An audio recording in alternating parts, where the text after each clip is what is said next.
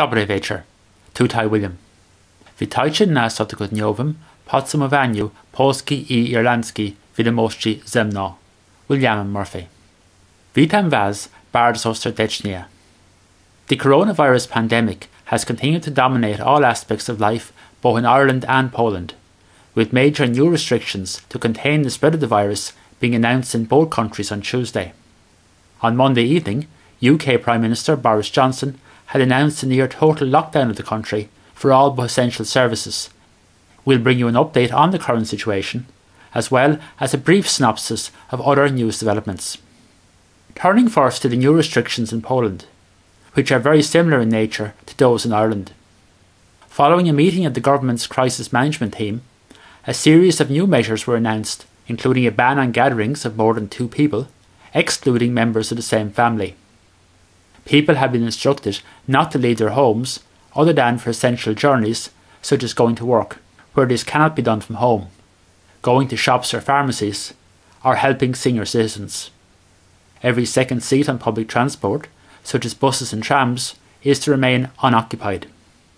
Health Minister Łukasz Szumowski said the police will be checking if people are complying with the restrictions, which will remain in force at least until April 11th. Up until now, only gatherings of more than 50 people have been prohibited. The minister said that unless people comply with the restrictions, we will not be able to save human lives, and appealed for Poles to stay at home. Prime Minister Mateusz Morawiecki warned that any breach of these standards, of these restrictions which we are additionally imposing today, can be lethally dangerous. Prime Minister Morawiecki announced last Friday that the initial 2-week closure of the nation's schools would be extended until Easter. Education Minister Dariusz Pąkowski is urging teachers and students to engage in classes online. On Tuesday, Polish national airline LOT reported that 32,000 Poles had up until then returned home on a total of 237 special flights chartered by the government to repatriate citizens stranded abroad. All passengers returning to Poland have to undergo a 14-day quarantine period. Poland had earlier declared a state of epidemic and temporarily closed its borders to non-residents. The first coronavirus case was confirmed in Poland on March 4th, with the first fatality announced on March 12th. As of yesterday, a total of 1,031 people had tested positive for COVID-19 in Poland, with 14 deaths reported so far.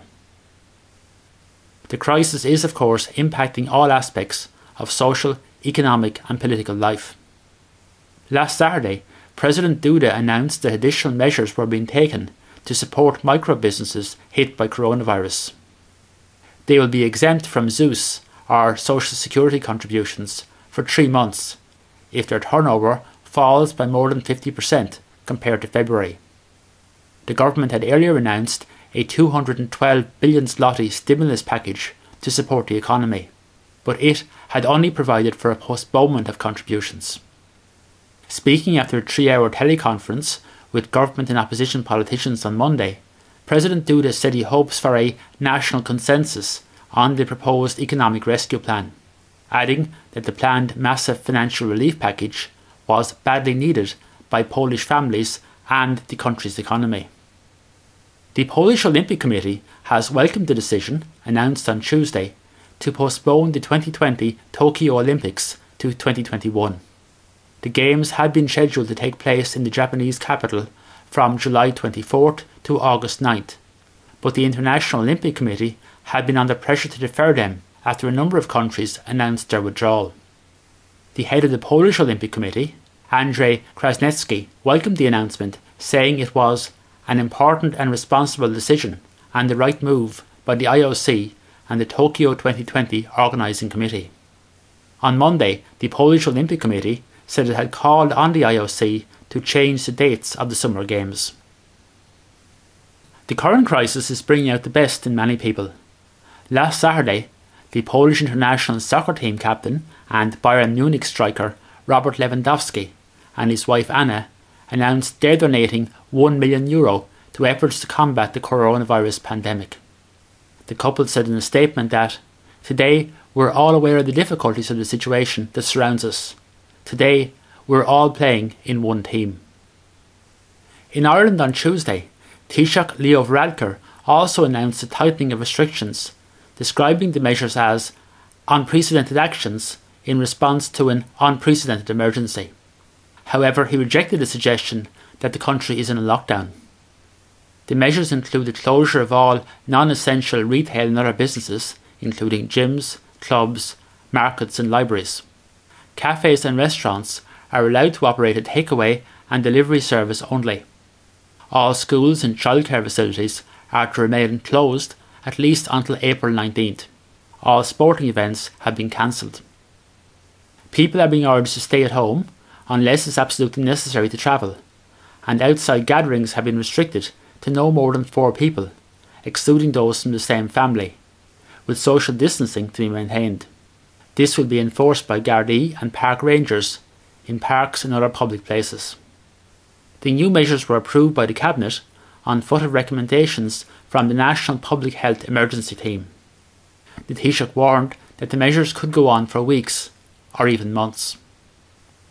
The government has announced a comprehensive package of economic supports for businesses and those who have lost their jobs.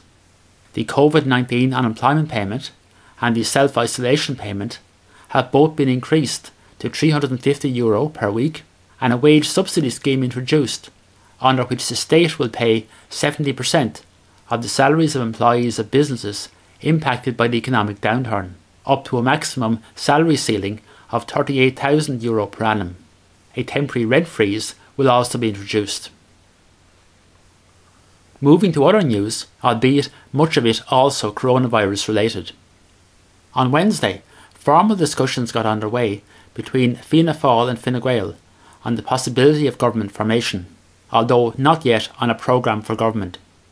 It follows the decision last week of the Fine Gael Parliamentary Party to green-light the negotiations. The coronavirus crisis and the associated need for both a health and economic response has led to a pause in the political chess game which followed the general election. While the outgoing government's handling of the crisis to date has been generally well received, a defeated caretaker government cannot remain in office indefinitely, or certainly, in the interest of democracy, it shouldn't. With the general election having taken place on February 8th, and given the additional political cover provided by the current crisis, Fianna Fáil and Fine Gael are likely over the coming weeks to press ahead with forming a new government between them, joined by smaller groupings or independents. Depending on the depth and duration of the current crisis, the scale and nature of the challenges that new administration will face certainly look very different today than they did even a month ago. In my view, once the current crisis is over, there will be interesting policy decisions arising from the actions already taken to deal with it, especially in highly sensitive areas like health and housing. In the past, wartime or other crisis situations have led to a permanent expansion in the role of the state and the curtailment of civil liberties in many countries. It's something we should be on guard against also happening on this occasion. On Tuesday, the Polish Ministry of Foreign Affairs rejected as baseless and untrue a claim that the country refused to allow Russian aircraft bringing aid to coronavirus-stricken Italy through the country's airspace. It said that Russia had not asked for permission for its aircraft to enter Polish airspace. In the face of questions over the holding of the presidential election in May due to the coronavirus outbreak, Prawo i Sprawiedliwość chairman Jarosław Kaczynski told private broadcaster RMF-FM last weekend that it should proceed as scheduled. He said that, "We can't say that we are postponing elections just because for some reason we think that this should be done.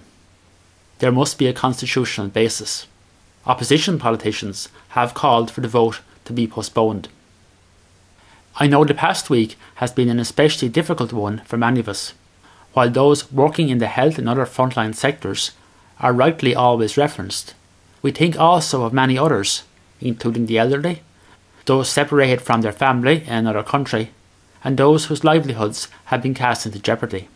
So whoever you are, stay engaged as well as you can over the next few weeks, and together we will see happier days. To wszystko na Zapraszam na kolejny Potsymavania, Sichidjan, Otasame Proje. Dobranoc.